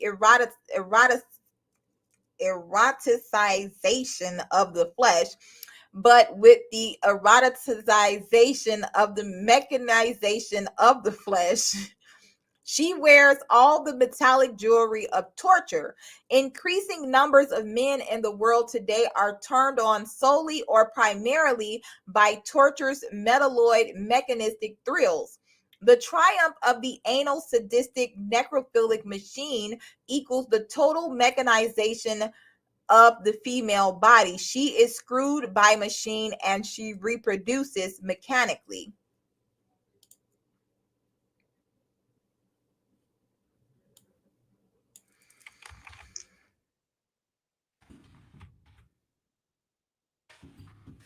Patriarchal man has undoubtedly lusted after woman in his heart as a sexual body. Even more, he has lusted after motherhood. The control of female sex and reproduction through his jealous father gods and misogynist priesthoods has been his mode of experiencing ersatz motherhood. He has owned the female reproductive machinery like the factory owner owns productive machinery, like the pastoralist owns cows. In modern reproductive technologies, the same lust is evident. To know the secret mechanisms of reproduction is to own the secret of life. Patriarchal technological man has spent many centuries spying to capture the secret, as we all know. What the boss does with the factory machinery, the biotechnologist can now do in the laboratory: control and program the mechanical process of reproduction production. He too can be a mother if motherhood is defined as mechanical breeding. Early results of this machinery can be seen in fertility drugs, which tend to mass produce sextuplets and septuplets. For life, if approached mechanistically, is certainly capable of mechanistic response. In particular, since mechanical replication is one part of the life process, as Heidegger pointed out in the question concerning technology, it is precisely this replicative assembly line aspect of the life process that we keep soliciting with our technologies and with our technologically oriented ideologies. The more we relate to life as mechanisms to a cosmic machine rather than as organisms to a cosmic organism, the more fiendishly mechanoid will be its response. The DNA will roll out like Fords and Subarus, and we will all be made by God and global corporations as production units with interchangeable parts. By God, this will seem normative in a mechanically self-justifying system. Everyone is caught in this machinery. There is nowhere to go to escape it except inward to find a definition of life as conscious organism rather than stupid mechanism. This is the only way we can stop life from becoming nothing but stupid mechanism. The process of redefinition begins with women reclaiming total sexual and reproductive autonomy. For if the female body can be controlled or used in any way from the outside via exploitive definitions or systems, then so it follows can everything else. The definition and use of the female body is the paradigm for the definition and use of all things. If the autonomy of the female body is defined as sacred, then so will be the autonomy of all things. Patriarchal men have tried to pretend that males can be free while females can be dominated and enslaved, just as white imperialists have preached that they can be independent and soulful beings in private life while publicly colonizing and brutalizing darker peoples. Now we see that everyone involved in a dominating machine is dominated and mechanized by it. Now we can also see that after 4,000 years of systematic physical and ideological domination of the female sexual and reproductive processes by men, there is no free man left on earth. If the source of life is defined not as conscious, autonomous organism, but as stupid, usable machine, then everybody gets caught in this definitive machinery, the definers as well as the defined. Biological beings are not analogous to machinery. 4,000 years ago, patriarchal religion and culture began forcibly defining biological beings, and primarily the female being, in mechanistic, exploitable terms. Since then, because behavior follows definition, the human world has undergone a lot. Look, logarithmically accelerating process of mechanization. Patriarchal religion emptied biology of spirit and of consciousness through its machine dualisms of fleshly body versus divine mind, of material evil versus abstract goodness. In this way, it destroyed the Neolithic goddess religion and enslaved female beings.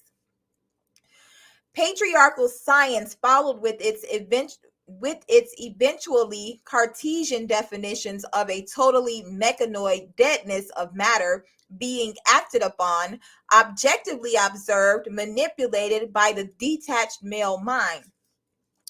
Even though modern physics and biology have once again redefined life as a magically organic process, arranged and rearrangeable by subjective perception, our world, religions, laws, social structures, and customs continue to follow the now obsolete patriarchal definition of life as stupid mechanism.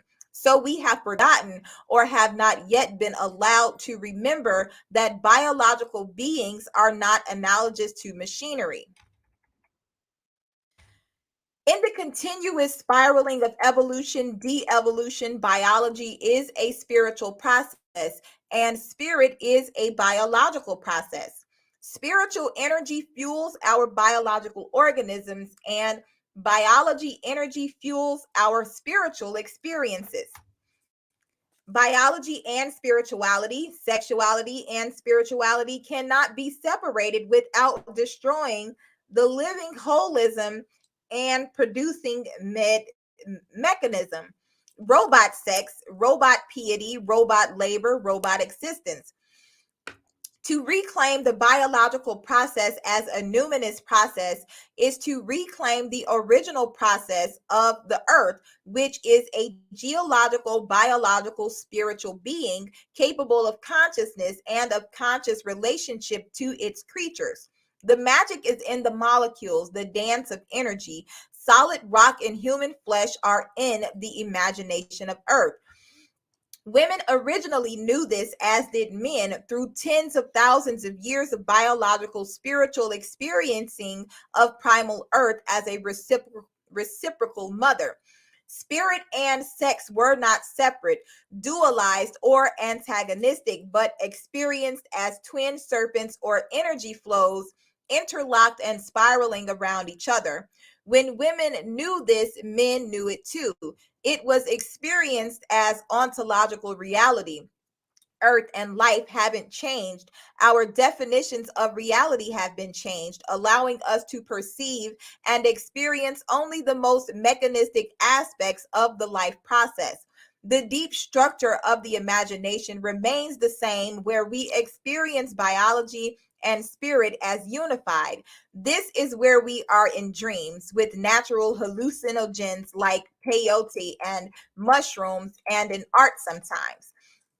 Religious ritual was once a major mode of experiencing direct communication between the sexual, spiritual imaginations of human creatures and the evolutionarily numinous imagination of Earth. Patriarchal religion turned this open channel into a blocked road with its substitution of moralistic, necrophilious ritual for the ancient pagan rituals of biological epiphany. Now it is time to return. If we can't unblock the road with the dynamite of revolutionary consciousness, then we must build a new way back with the slower, steadier energy of consciousness and evolution. Because patriarchy began by taking possession of the female body as property and as stupid machinery, the way back begins with women reclaiming full sexual and reproductive autonomy, not in pursuit of cheap thrills or of equality within the present system, which is a dead system, but in pursuit of the original holism of biological spiritual beings, evolving sexually numinous beings who cannot experience themselves ontologically if they are habitually being defined and self-defined as mechanisms or as moralistic property.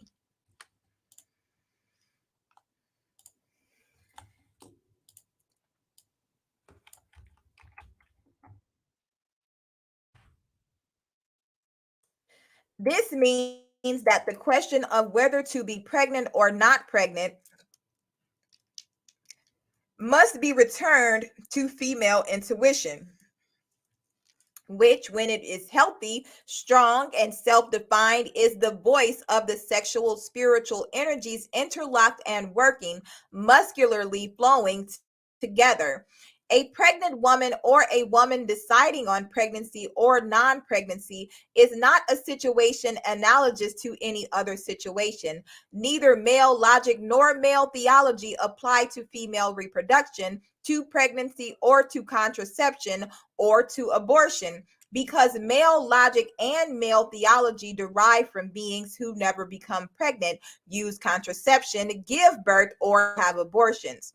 In relation to female sex and reproduction, male logic and male theology are spectator sports, but pregnancy, childbirth, and even abortion are participation rituals, nor does man's busyness apply. Female bodies are not man's business. A woman is a specialist in her own situation. In a world that worships specialists, how strange that men refuse to recognize women as specialists in our own bodies and processes and allow us to function accordingly.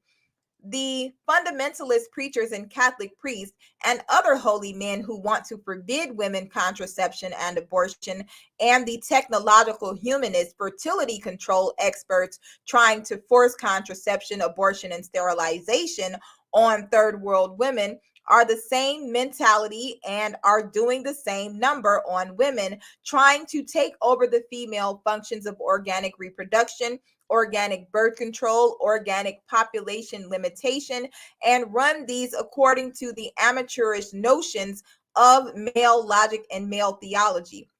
Overpopulation is a code word, a symptom word for the failure of all male dominated systems designed to control and exploit the female process for God and profit. Photo op is Birth and Struggle for Liberation, 1969.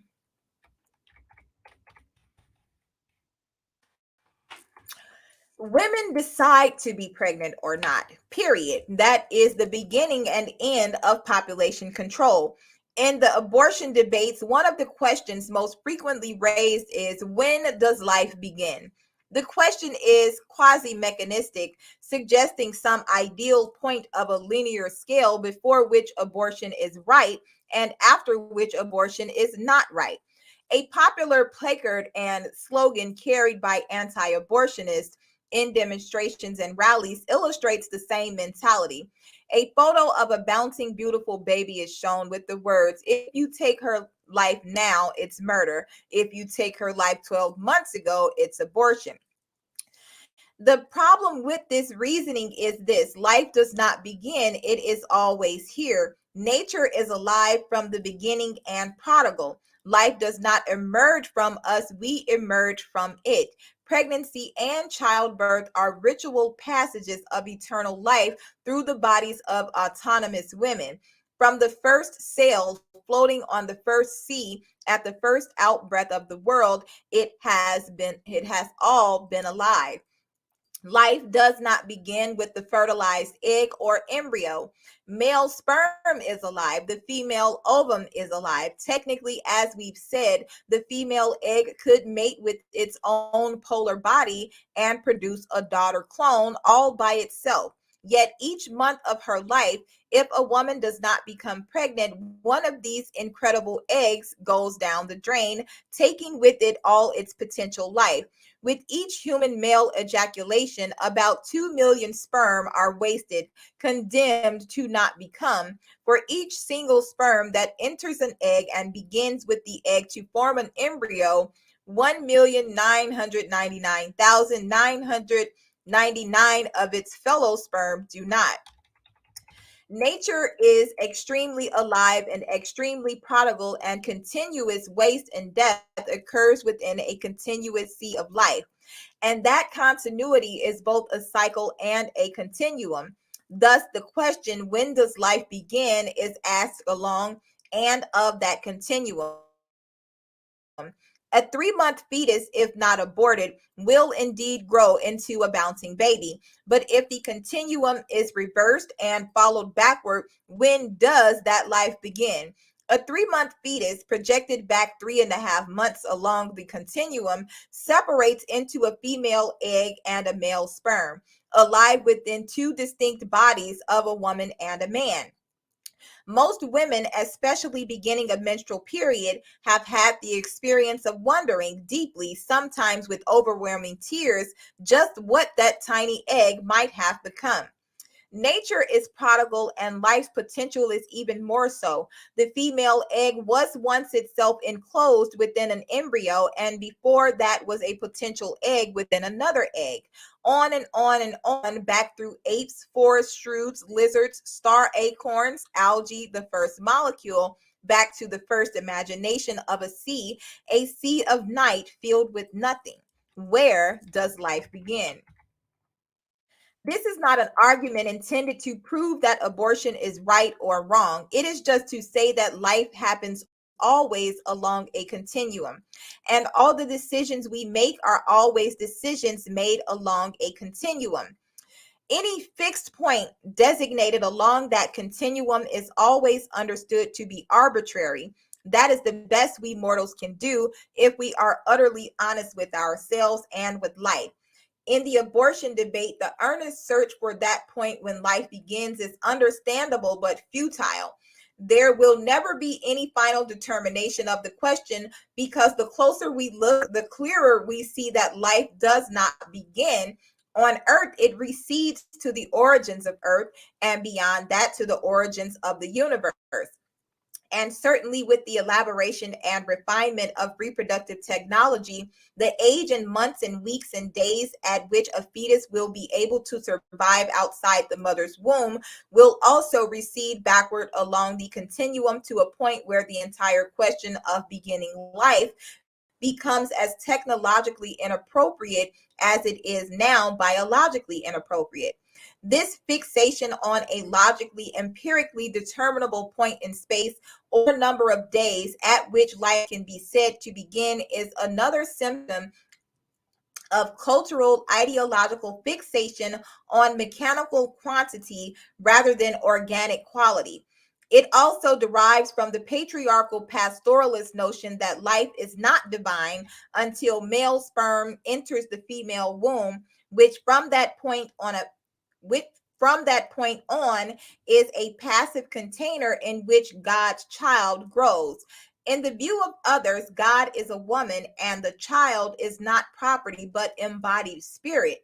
The continuum is also a cycle, a spiraling out and in, and what has come once when the time is wrong can come once again when the time is right.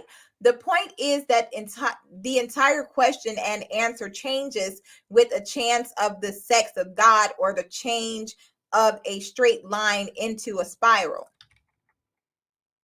The opposite of life is not death, but to become a mechanism. Women forced against their wills or instincts to give birth like breeding machines in the name of the sacred fetus is a travesty of life.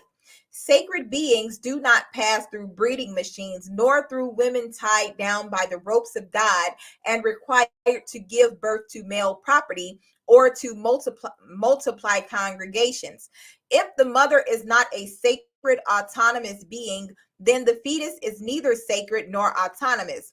If the mother is a sacred, autonomous being, then she makes her own choices about what she brings or does not bring to birth. Sacred, holy life is not born from machinery.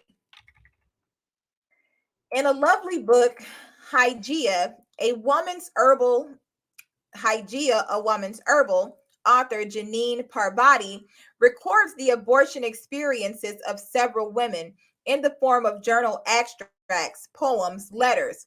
Few abortion experiences are shallow. Whatever the method used, they are normally overwhelming psychological and spiritual experiences, even when the physical trauma seems minimal. Perhaps all anti abortionists see women as stupid cows or callow whores from whom the fetus must be rescued. But most women who've undergone abortion know that the experience is indeed a participation ritual in which a woman participates heavily and unforgettably in her own death, as well as in the death of a potential child. Few women emerge unchanged from the abortion experience, and the change is usually in the direction of greater thoughtfulness, deeper maturity, a need and a desire to listen more profoundly, gaze more intensely into the womb of one's inner experience, the bubbling crucible of life and death. Women who have not had abortions and or do not approve of abortion can only be asked to consider cultivating an ontological trust of their sisters who do undergo abortion. We must begin believing or re-believing that the female being of its original nature knows what it has to do, when it must be done, and why. If we reclaim this trust in ourselves and in other women, we are reclaiming female autonomy. And this reclamation can help create a world in which much of the pain and ugliness of abortion no longer exists. This will be a world in which females are so ontologically in touch with their bodies, so tuned into their cycles and their hormonal activity, that the processes which Janine Parvati records and describes as psychic birth control and even psychic abortion can not only occur but will predominate. Women describe experiences of being pregnant, of knowing and feeling and believing that it was not the right time or circumstance to have a child. They speak of going into meditation or into their dreams and speaking to the fetus as one sacred being to another. This is not the right time or space for us to be together. Please leave now. At the right time, we will meet again. These women practice imaging, either of actual abortion or simply imaging the embryonic blood clot breaking loose from the uterine wall and flowing downward with a blood flow. In the cases described, at least miscarriage followed. This cannot always happen, but it is a beginning.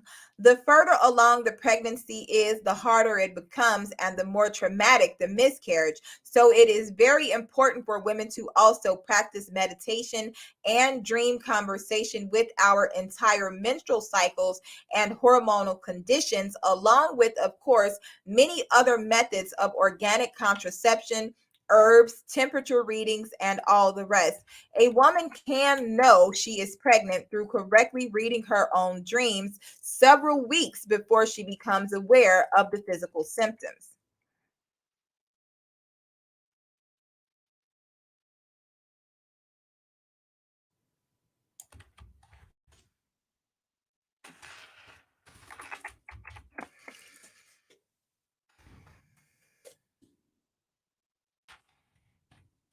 Photo op Our Bodies, Ourselves, 1976.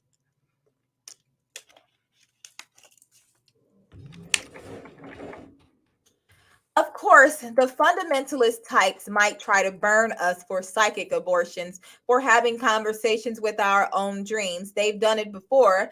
And the logical, technological types will scoff and insist it can't be done. There is no objective proof. This is all subjective nonsense, and so on and so on. The way it goes, but each time a human female simply tries it and finds it works, the community of female re-empowerment grows stronger. The time of female re-empowerment grows closer. We will not be empowered by way of any political, economic, or social system built on the fact of our weakness, that is certain. And all present political, economic, social, and religious systems on earth are built solidly on the fact of female weakness. Living within these systems with no way out, we instead turn in and find a radically different world system inside, awaiting revolution that is a convulsion, a turning the inside out. Female autonomy always means human autonomy, just as patriarchal domination of female reproductive labor always means patriarchal domination of human productive labor. Organism means organism, as machine means machine. We either re-become children of the great mother or we remain children of the machine. The opposite of life is not death, but to become a mechanism. We are now already quasi-mechanisms living within a world machine.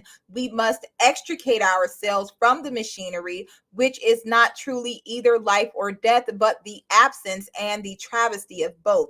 Politics is important. Social and cultural activity is important. Everything that can be done should be done to change our situation.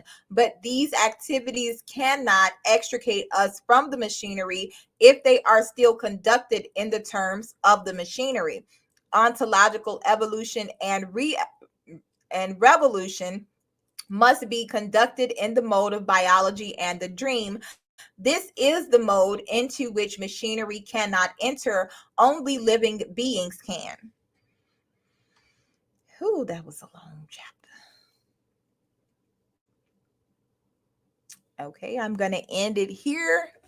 Stay tuned for Beyond the Male God and His Machine. Thank you all for listening. Don't forget to like, share, and subscribe. It's your sister Chaya saying peace. I'm out.